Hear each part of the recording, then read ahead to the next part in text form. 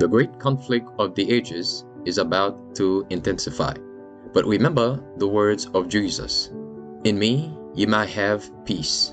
In the world you shall have tribulation. But be of good cheer. I have overcome the world.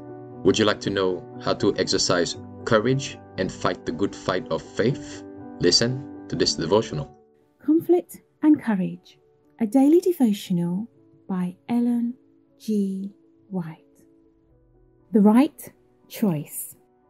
By faith, Moses, when he was come to years, refused to be called the son of Pharaoh's daughter, choosing rather to suffer affliction with the people of God than to enjoy the pleasures of sin for a season.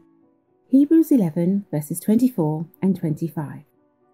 In the schools of Egypt, Moses received the highest civil and military training, of great personal attractions, noble in form and stature, of cultivated mind and princely bearing, and renowned as a military leader.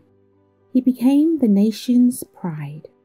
All who occupy the throne of the pharaohs must become members of the priestly caste, and Moses, as the heir apparent, was to be initiated into the mysteries of the national religion. But while he was an ardent and untiring student, he could not be induced to participate in the worship of the gods. He was threatened with the loss of the crown and warned that he would be disowned by the princess should he persist in his adherence to the Hebrew faith. But he was unshaken in his determination to render homage to none save the one God.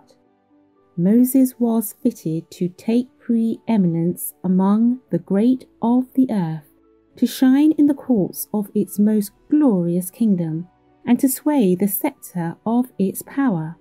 His intellectual greatness distinguishes him above the great men of all ages. As historian, poets, philosophers, general of armies, and legislators, he stands without a peer.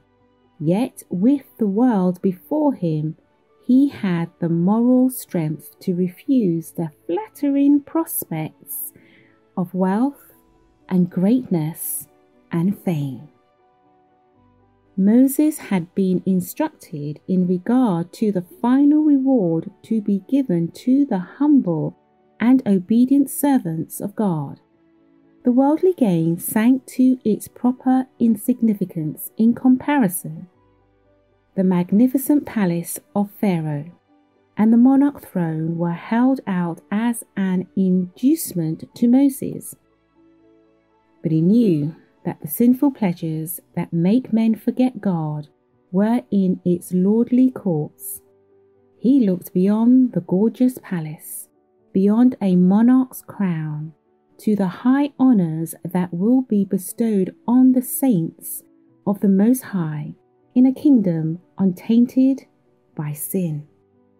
He saw by faith an imperishable crown that the King of Heaven would place on the brow of the overcomer.